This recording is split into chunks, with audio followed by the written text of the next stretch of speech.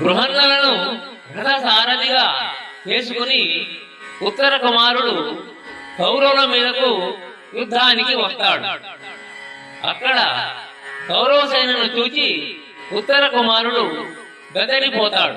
తరువాత కౌరవులు పాండవులకు విధించిన అరణ్యవాసము మరియు అజ్ఞాతవాసము ఆ రోజుతోనే ముగియడంతో బృహన్నల అర్జునుడిగా మారిపోయి శమీ వృక్షం మీద ఉన్నటువంటి ఆయుధాలను తీసుకుని ఉత్తర కుమారుణ్ణి రథసారథిగా చేసుకుని శంఖం ఊదుకుంటూ కౌరవుల మీదకు యుద్ధానికి వస్తాడు.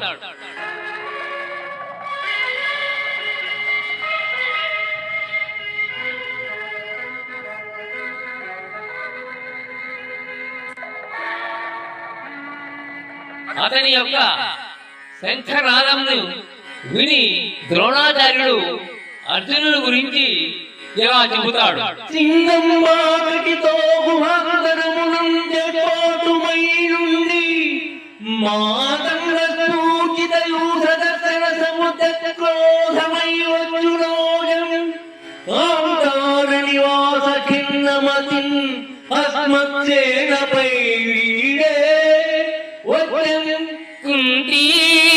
సుత మధ్యముండు సమరస్తేమాభిరామాకృతి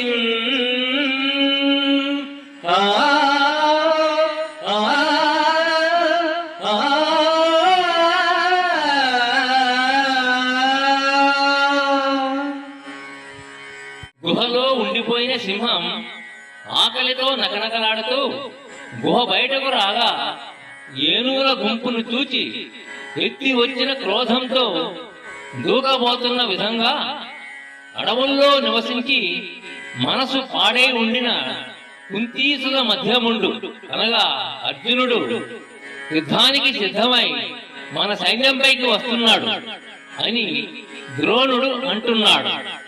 అజ్ఞాతవాసం నుంచి బయటకు వచ్చిన అర్జునుడు ఎంతో కాలం గుహలో ఉండిపోయి బయటకు వచ్చిన సింహం లాంటి వాడు అనడం ఒక గొప్ప ఉపమానం. కౌరవ సైన్యాన్ని ఏనుగులతోనూ అర్జునుణ్ణి సింహంతోనూ పోల్చిన ఈ పద్యం శార్దూల అనగా ప్రతాపానికి మారుపోయిన పులి వృత్తంలో రాయడం తిక్కన సోమయాజి చూపిన చమత్కారం.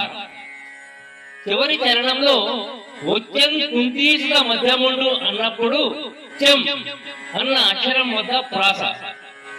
అక్కడితో పదం విరవడమే కాకుండా అక్కడ మరో చమత్కారం చేశారు. సామాన్యంగా వాడు వచ్చాడు అన్నది నిత్య వ్యవహారికంలోని వాడుక. అందులో వాడు అన్న కర్త ముందు, వచ్చాడు అన్న క్రియ తరువాత వస్తుంది. అందువల్ల కర్తకు పెద్దగా ప్రాధాన్యత ధ్వనించదు. వాడు వచ్చాడు అని ముందు, క్రియ తరువాత కర్త వస్తే వాడు అన్న కర్తకు చాలా ప్రాధాన్యత వ్యంగ్యభూతమవుతుంది.